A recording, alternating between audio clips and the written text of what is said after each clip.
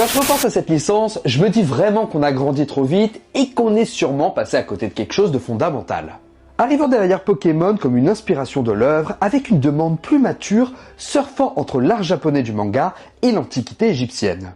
Et si Sacha avait tissé des liens forts avec son Pokémon Pikachu, on peut dire qu'il en est de même pour le monstre préféré de Yugi, le magicien des ténèbres. C'est donc ce sujet que nous allons aborder aujourd'hui en parlant du lien si particulier entre Yugi Moto et son magicien des ténèbres. Mais d'abord, contextualisons les choses et revenons un petit peu à la genèse du projet.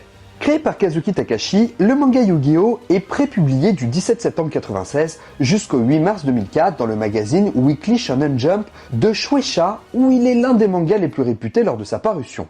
Et il faut comprendre que le jeu de cartes a fortement inspiré le manga. Mais malgré ça, Takashi dit alors ne pas prévoir faire une série basée sur les jeux de cartes. Il était un grand fan de jeux de rôle comme Donjons et Dragons, jeux de cartes comme Magic, et il explique que dans un jeu, le joueur peut devenir un héros. Élément qui est sans doute le plus important pour son personnage de Yugi, étant un adolescent faible qui devient fort grâce au jeu. Et à l'origine, Takahashi voulait faire un manga mais avec plusieurs sortes de jeux, et pas nécessairement un jeu de cartes à la base. Il a dit que plusieurs chapitres étaient dédiés à des jeux variés. Mais ce sont les réactions des lecteurs quand il a introduit les duels de cartes qui l'ont poussé à recentrer l'histoire sur ce jeu.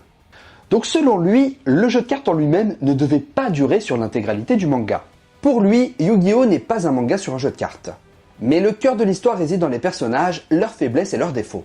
Il a aussi conçu des concepts comme le puzzle du Millennium pour symboliser que chaque personnage a une part cachée, une pièce essentielle du puzzle de l'intrigue. Il voyait donc dans la transformation de Yugi quelque chose que beaucoup d'enfants rêvent de faire.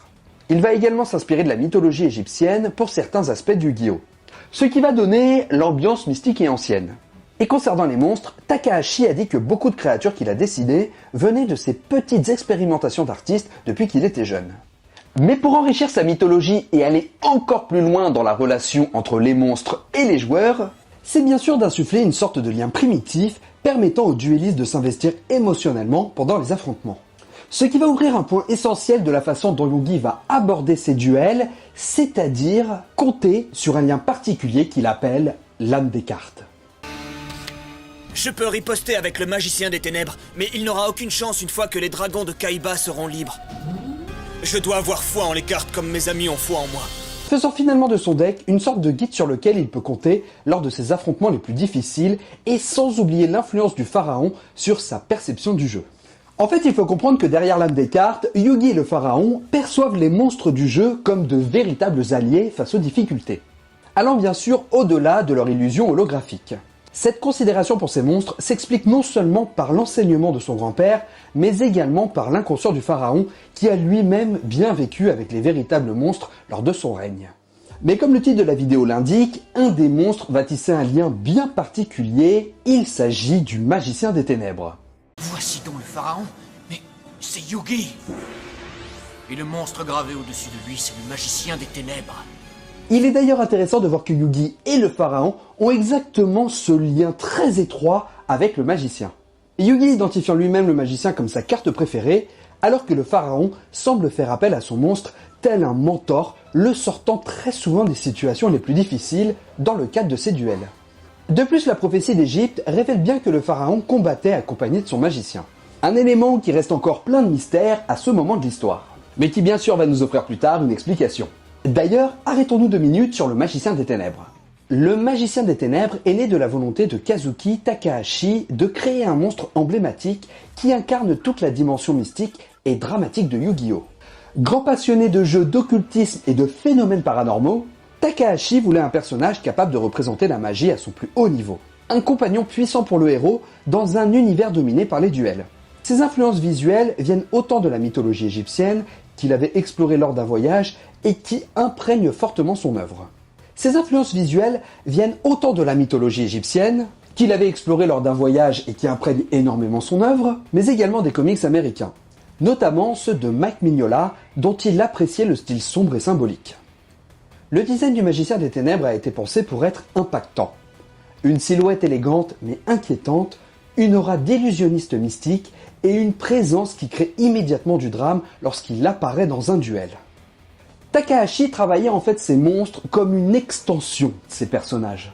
Pour lui, un monstre devait non seulement être visuellement fort, mais aussi raconter quelque chose de son maître. C'est pourquoi le magicien des ténèbres est devenu l'ombre fidèle du pharaon Athème. Et son design va d'ailleurs évoluer avec le temps. Plusieurs versions étant esquissées, certaines plus sombres ou plus proches de l'idée originelle de l'auteur, mais toutes gardant cette identité. Celle du magicien ultime, fusion parfaite entre l'esthétique mystique et l'énergie héroïque qui caractérise l'univers de Yu-Gi-Oh! Yugi va donc faire appel au magicien des ténèbres pour se sortir des situations les plus délicates, comme nous l'avons dit précédemment. N'hésitant d'ailleurs pas à le faire évoluer quand la situation semble plus compliquée. Il n'hésite pas à le transformer en magicien du chaos dans son duel face à Pegasus, monstre qui ne va refaire d'ailleurs son apparition que dans son duel face à Noah. Ce magicien complète ma trinité de monstres magiques qui vont combiner leur puissance pour venir à bout de tes points de vie. Notons d'ailleurs que c'est la seule fois où l'on peut voir les trois monstres les plus importants de Yugi, à savoir le magicien des ténèbres, la magicienne des ténèbres et le magicien du chaos. Mais promis, on va y revenir sur la magicienne des ténèbres. Et c'était assez décevant car pour moi, c'est celui-là mon monstre préféré. Il est d'ailleurs intéressant de voir que lors de son duel face à Joey, le magicien des ténèbres est un des seuls à avoir tenu face à son magicien du temps. Se révélant être un magicien ayant acquis la sagesse de 1000 ans et devenu ainsi bien plus puissant. Mais de tous ces duels mettant un peu plus en avant la relation entre Yugi et son magicien des ténèbres, c'est sans nul doute son combat contre Arcana, un des sbires de Marek. Sois le bienvenu, magicien des ténèbres. Je suis ravi de te retrouver. Arcana est un illusionniste dangereux et convaincu d'être le véritable maître du magicien des ténèbres, ayant lui-même le monstre comme carte fétiche. Arcana utilise son propre magicien des ténèbres et tente d'enfermer Yugi dans un duel truqué, où le perdant est promis à une terrible punition. Au moment où Arcana semble prendre l'avantage, Yugi révèle une nouvelle carte.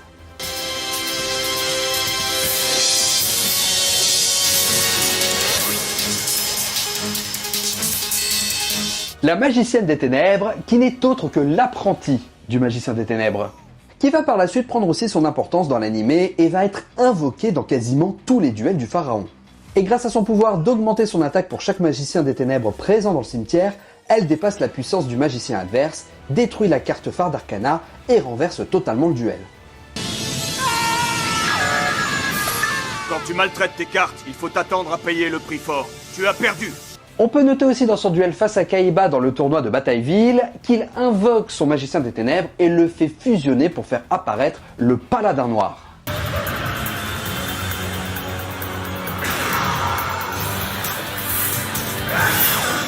Nous l'avons évoqué tout à l'heure, mais vous noterez cependant par la suite que le pharaon va légèrement délaisser le magicien des ténèbres pour se voir développer un lien presque aussi important avec la magicienne des ténèbres. Yugi va bien sûr faire appel à elle à plusieurs reprises, mais c'est principalement contre le groupuscule de Dars que celle-ci va avoir une importance capitale.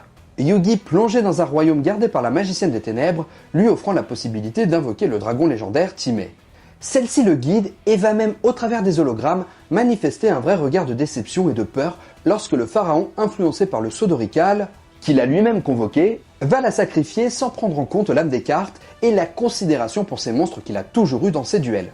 Mais si le magicien des ténèbres est mis de côté pendant l'arc d'Arts, les fans du monstre violet vont avoir le plaisir de mieux comprendre les origines du monstre pour l'arc final de la série. Et je pense clairement que scénaristiquement parlant, on n'aurait pas pu faire mieux pour expliquer le lien entre Yugi et son magicien. Dans l'ultime arc égyptien, on découvre la véritable origine du magicien des ténèbres. À cette époque, le pharaon Athème est accompagné de son plus fidèle ami d'enfance et garde du corps, Mahad, grand prêtre et maître de la magie. Mahad porte en lui un lourd secret. Il se sent responsable d'avoir laissé le mal s'infiltrer dans le royaume et veut prouver sa loyauté au pharaon. Lorsque les forces de Zork et les serviteurs des ténèbres attaquent, Mahad affronte l'un des plus redoutables ennemis, le fantôme de Bakura, qui utilise une puissance maléfique colossale. Conscient qu'il ne pourra pas le vaincre dans son état actuel, Mahad prend une décision extrême. Il invoque son monstre signature, le magicien de l'illusion, et fusionne avec lui grâce à un rituel interdit où le magicien et le maître ne font plus qu'un. Le prix à payer étant bien sûr sa vie humaine. Cette fusion transforme Mahad en une nouvelle entité plus puissante et révèle pour la première fois le magicien des ténèbres. Désormais devenu un esprit lié à l'âme du pharaon, Mahad repousse Bakura et continue à protéger Athème même après sa mort physique. C'est pour cette raison que des millénaires plus tard, le magicien des ténèbres répond toujours à l'appel de Yugi. Mais si l'on considère que la vision de l'auteur sur les origines du magicien des ténèbres et sa relation avec le pharaon n'est pas définie, on constate que le fil rouge de l'histoire a toujours mis une importance sur le lien qui existe entre Yugi et son magicien des ténèbres. Une appropriation de son monstre tellement importante que même d'autres n'ont su maîtriser autant que lui son monstre comme nous l'avons vu. On voit bien que l'histoire qui les unit a pris le temps de se construire au fil de leurs aventures. Pour la voir finalement s'incarner en une véritable amitié ancestrale qui n'a jamais quitté le pharaon et son ami d'enfance. Faisant du magicien des ténèbres un personnage fondamental pour l'histoire de Yu-Gi-Oh! Dual Monster. Et c'est là-dessus que nous terminerons cette vidéo. Merci beaucoup de l'avoir suivi jusqu'au bout, j'espère qu'elle vous aura plu. N'hésitez pas à liker, partager, commenter, c'est ce qui aide le plus la chaîne. Vous pouvez également devenir membre soutien et avoir accès du contenu en avant-première. En attendant, pensez à vous abonner pour ne pas rater les prochaines vidéos. Moi je vous laisse, ciao les amis.